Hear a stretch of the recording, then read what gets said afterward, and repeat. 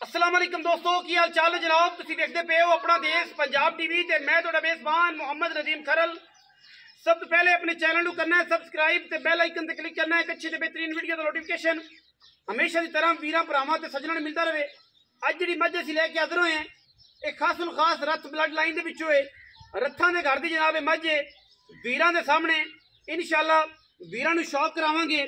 मैं माशाअल्लाह पंडा लाई फिरदी है, गली बाती नहीं कम करके और वीरां दे सामने अल्लाह दे फजलो करम नाल वीर आपे तसल्ली करनगे। मझ हुण सोई है, मझ ने जेर जे नहीं पाई, बाकी मैनू थला मैनू थन मैनू पावर वाला बड़ा खूबसूरत और बड़ा आला लग्या हुआ थन वीरां दे सामने। और मझ नू केडी क्वालिटी है, मझ हुण सजरी सुई खड़ी है और बाकी हर चीज़ कैमरे की निगाह दे विच अल्लाह दे फजलो करम नाल कोई कमी नहीं किसी पासों। मझ नू माशाअल्लाह मझ अपना आप खुद दसती है, रथ ब्लड लाइन है। रथां दे घर दी जनाब मझ है, सूआ तीसरा है या दूजा है, तीसरा ही है मेरे ख्याल नाल। बाकी लेने देने मुकद्दर ने। पिछले सूबे मैं रिकॉर्ड 17 तो 18 लीटर का मालिक कहते हैं। मजीद सारिया गल्लां मालिक नूं पुछणियां ने। पिछले पैर धोते हुए ने, मैं कंड पत्थर है जनवन नीली दी है। कोई बंदा मझ नीली तो बाहर कढ़ देवे असी देनेदार हैं। असी इंशाअल्लाह आन जान का किराया भी उस वीर भरा नूं कोशिश करांगे मालका तो लैके दईए। मैं छट्टे फुआरे की हर चीज़ की गारंटी है। मझ सजरी सुई खली है और वीरां दे सामने मैं पंडा गाब हवाने लाई फिरदी है। माशाअल्लाह 4-4 इंच बाहर कड्डी फिरदी है वीरां दे सामने। कैमरे की निगाह दे विच पूरियां तसलियां ने और हर तसली पूरी कोशिश करने हैं असी वीरां नूं नीली दी मजा विखाइए और नीली का शौक कराइए। बाकी लेने देने मुकद्दर ने। छट्टा फौरा सू पई है, गन मरोड़ी की गारंटी हो जानी है हर एंगल तो, हर वे तो, हर वाए तो।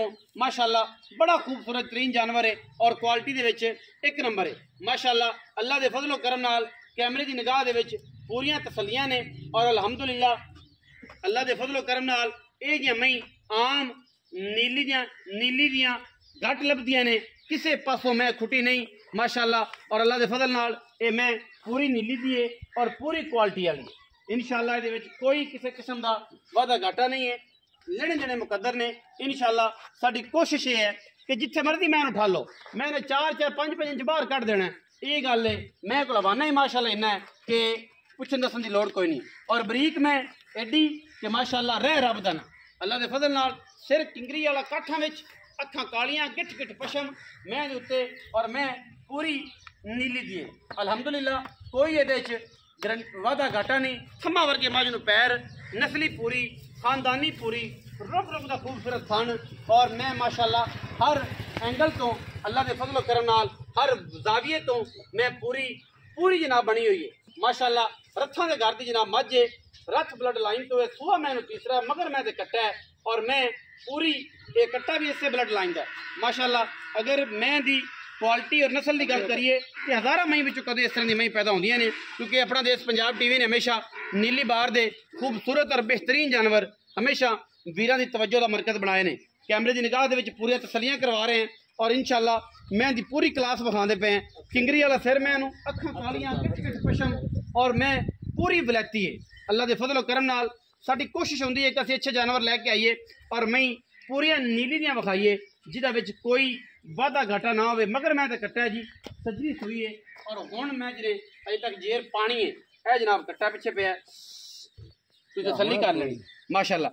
सेहतमंद ठीक ठाक कट्टा दिता है मझ ने और मझ पूरी नीली दी है माशाअल्लाह। अल्लाह दे फजलो करम नाल साडी पूरी कोशिश होंदी है कि असीं नीली दे जानवर वीरां नाल शेयर करिए और वीरां नूं नीली दी मझां विखाइए। फिजिकली मझ तुसीं तसल्ली कर लेनी मझ माशाअल्लाह, फिजिकली कोई वादा घाटा नहीं।